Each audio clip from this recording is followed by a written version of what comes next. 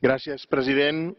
Señor comissari, el 80% de los países menos desarrollados del mundo y los más olvidados se encuentran en lo que aquí conocemos como países ACP.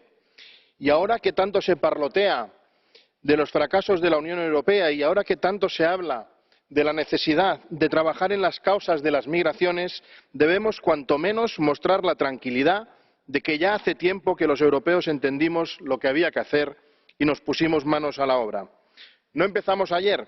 Cabe recordar aquí los acuerdos de Lomé y el que hoy nos ocupa, el Acuerdo de Cotonú, que sigue siendo un instrumento válido, mucho más concreto en objetivos de cooperación para el desarrollo que la Estrategia Global de la Unión o la Agenda 2030 de las Naciones Unidas, por ejemplo, tanto en la promoción de la integración regional como las acciones contra el cambio climático, uno de los asuntos sobre los que hemos llegado a una posición común.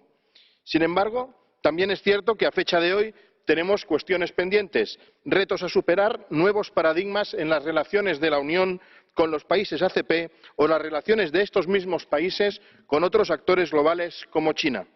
Creemos que, en esencia, sigue siendo válido el modelo de colaboración basada tanto en la dimensión política como en las estrategias de desarrollo y en la cooperación económica y comercial.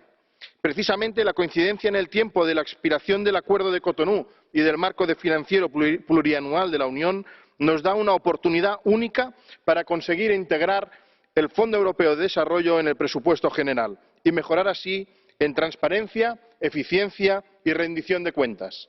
Sabemos que el diálogo político no ha logrado introducir mejoras en lo tocante a los derechos humanos y la democracia en los países que no comparten los valores de la Unión.